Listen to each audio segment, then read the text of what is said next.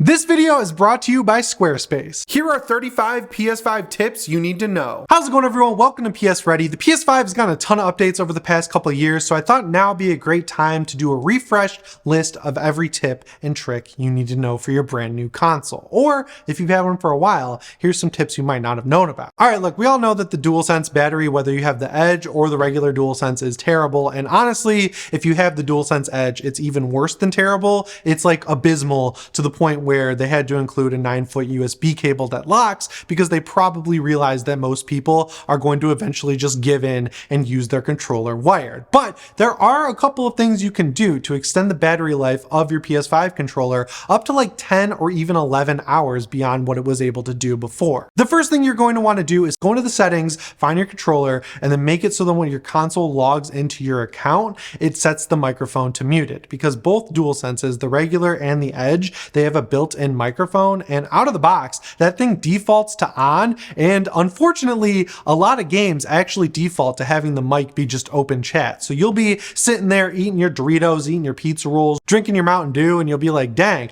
everyone's screaming at me in the lobby because they're hearing me chewing and drinking and my stomach digesting all this stuff, because a lot of people just sit with their controller in their stomach. Save yourself the headache of letting everyone hear what you're saying out loud, and also save yourself the headache of having your controller battery die early by making it so that when your console logs in, the microphone is automatically muted. And you'll know it's muted because there's a little button at the bottom of your controller that'll glow orange if the microphone is muted. So if you see it off, that means your microphone is on. Another thing you can do while you're in the controller menu is reduce the speaker in the controller's volume, or you can just set all of the output of your console to a headset. I do the latter. I use my InZone H7 99% of the time I'm on my PS5 because I like the 3D audio and I think the drivers in that headset are really good. And if you want to pick one up, I have a link down in the description. But if you're one of those people who has great speaker setup, or you just like using your TV speakers instead of a headset, make sure you set the controller speaker volume to like 20%, because that will save you at least a couple of hours of battery in the long run. Another thing you can do is set the controller to turn off after 10 minutes of inactivity. I would set that honestly as low as it can possibly be, because everyone's been there. You sit on your couch, you're watching your favorite show on your favorite channel. You keep having to turn on your controller to skip to the next episode or skip the intro or anything like that. And then suddenly when you go to play your favorite game, your controller's battery is dead and you throw that thing through the window, and then you got to replace a window. You can just totally avoid the entire situation by making it so that your controller turns off. Another thing you can do is just make sure you run it all the way down to 0 and then charge it all the way back up to 100. That'll make sure your battery itself lasts as long as possible. The last thing you can do that I personally don't do, but like if you're really wanting some more battery life, is you can go into the settings and you can change the force feedback of the adaptive triggers and the haptics in your controller down to medium from strong. You'll still feel them, they'll be usable, they'll feel great in your controller, but it won't be draining your battery, and maybe your fingers won't get as tired playing Call of Duty when you have to pull the trigger so hard to shoot the rocket launcher or whatever. The next section I wanted to talk about here in the tips video is how to get the most performance out of your PlayStation 5. So the first tip, super simple, always use the included HDMI cable, because it is an HDMI 2.1 cable, which means you'll be able to use all of the graphics features of your PS5. But another thing you want to do is make sure your TV and or monitor has HDMI 2.1, and then also that you're always using that port. I've been looking at a new TV because the TCL one I bought back when the PS4 Pro came out is really showing its age. And there's a really cool Samsung TV that's around 75 inches. And the reason I'm really looking at this TV is A, because it looks a lot better than the current one I have now. B, it's 75 inches. C, it's on sale right now for $2,000 and it's normally $3,500. And if you think this TV sounds cool, I'll have it linked down in the description like everything else I talk about in this video. I'd appreciate it if you use that link because I get a little bit of a kickback, and then I can buy more games to add to my infinite backlog. And the cool thing about this TV is that it has 4 HDMI 2.1 ports. My TCL TV and the LG TV I have, they only have 1 HDMI 2.1 port, so it's basically like the PS5 port. But I also play PC games on my TV sometimes, and I have to switch them out. So having multiple ports is great. If you're using the included cable, you're fine. fine, but if you buy a third-party cable, you can check for PS5 branding because that assures you're getting 2.1 with that cable, but you can just look at the back of the box and make sure you're getting that. There still are 2.0 cables out there, but more and more these days are 2.1 as the default. But you need that to take advantage of all your PS5's features. Another thing you can do is make sure you have VRR enabled in your PS5 settings. This is a newer feature that was added in a software update. So basically what it is variable refresh rate. That's what it stands for. And what VRR does is it eliminates screen tearing by making it so that your TV's refresh rate, so the amount of times you're seeing a frame in a second, matches up with the frame rate that the console is pushing to the TV. So a recent game where this will come in really handy is Jedi Survivor. That game's frame rate goes from like 60 to 40 to 55 to 57 to 35, and it's super noticeable. It's still gonna be noticeable if you use VRR, but it's gonna be way less noticeable, and you're not gonna have as much screen tearing, which gives me a migraine. So I really need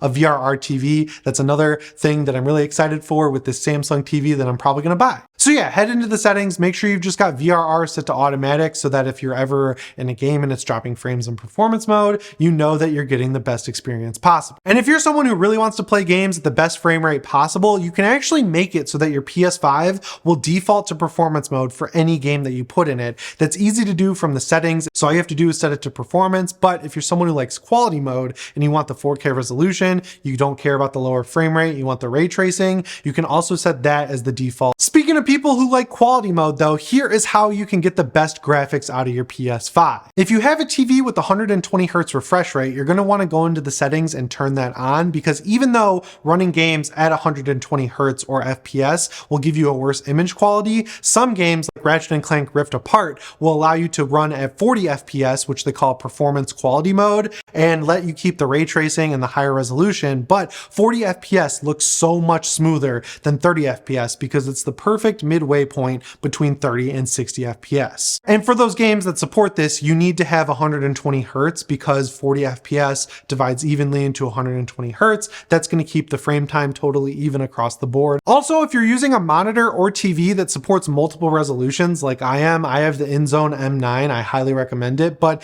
it has multiple resolutions supported. You have to go into your PS5 settings and make sure that the resolution is either set as high as it can go or it's set to automatic. Someone who really should do this is a person who's been playing on a 1440p monitor from the very beginning, because up until recently the PS5 hasn't supported 1440p. So if you plugged your PS5 into a monitor at that resolution, it would downscale to 1080p. And even if you updated your PS5 to the update that allows 1440p output, some people are reporting that their monitors just stayed at 1080p and they never noticed. So if you're one of those people who has a 1440p monitor, or even if you have a 4K monitor or TV, just go into your settings and make sure it's either set to automatic or it's set to the highest resolution available. Another tip that people moving up from the PS4 to the PS5 are going to want to know about is game lists. So one of the cooler features on the PlayStation 4 was in that cross media bar, you were able to make folders and store a bunch of games, and it was totally up to you, right? You could use automatic ones that would group all of your shooters together or your third person games or things like that, but you could even get super granular with it and include games that you want to play next in your backlog, or you could be like me and just keep all the Resident Evil games in one folder ready to go at all times, because I replay all the remakes of Resident Evil multiple times throughout the year. The PS5 unfortunately didn't launch with folders, but Sony went in and added them in later. They're actually called something else. They're called game lists, and the way you're able to find them is by going over to the library section of your PlayStation 5, going over to the tab that says your collection, and then on the left side of the screen there's a picture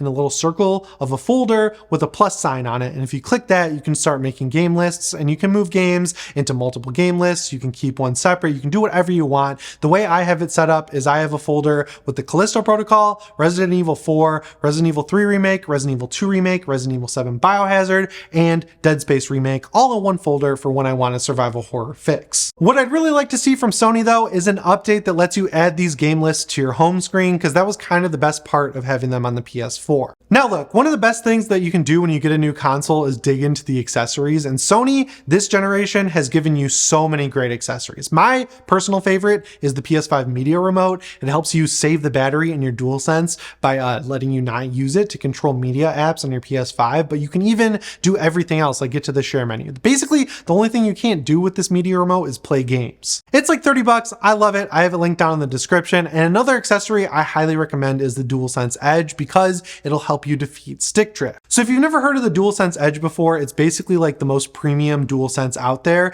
It comes along with a carrying case, extra stick caps if you're someone like me who misses the DualShock sticks that they had from the PS1 all the way up to the PS3. You can just throw those on this controller and they work great. It also, though, comes along with removable stick modules, which are essentially there in case your controller gets stick drift. Stick drift is basically like when you put your controller down and then you see the camera start moving or your character walking across the map. I don't really think it was a huge widespread issue until Breath of the Wild came out and people were realizing that Link was walking across the entire map without them doing anything on their controller. And then suddenly it started happening more and more on the Xbox and PlayStation side, so Sony fixed it with this. The module that you can get, it's 20 bucks. You just basically take off the bottom half of your DualSense Edge, you slide out the old stick, you slide in the new one, and then you're good to go. That's all it takes. It has its own little proprietary little port here, and it even comes along with the profile switching button. I think this is a great system from Sony. Just don't lose the stick caps because this is the only thing you get in the box. It's 20 bucks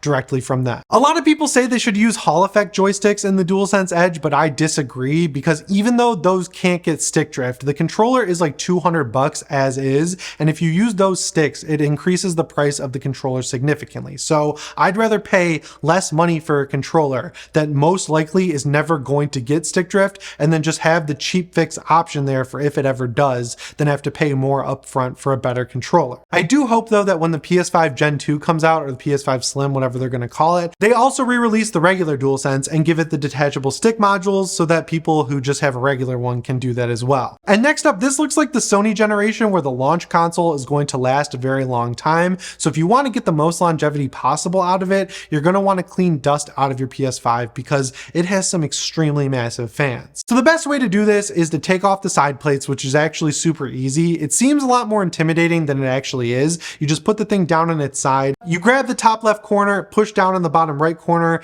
and peel up and the thing will just pop right off. Then you flip it over and do the same thing and you're good to go. And that doesn't matter if you have the disc edition or the digital edition actually. So the first thing you're going to want to do is grab a vacuum and vacuum out all the dust catchers. The reason you're not going to want to use a can of compressed air there is because you'll just blow the dust deeper into your PlayStation 5. And when you're done with that, you can actually take off the top vent. It just pops right off. It's super easy. You can dust that out with some cleaning solution or like light rubbing alcohol. I wouldn't use water, or you could even just use a dry Swiffer or something like that. Just get the dust out of there, but don't blow it in and get it deeper into your PS5 because that's counterintuitive. After that, you just unscrew the 4 screws that are keeping your fan in place. There's like a grill over it. Just pop that off, then pull your fan out. There's going to be a wire on your fan and it's going to go into like a little slot that's underneath the sticker. Peel up the sticker, pop the fan cord out, and then use compressed air to blow out all the different blades of the fan. That should get all the dust out of there super easy.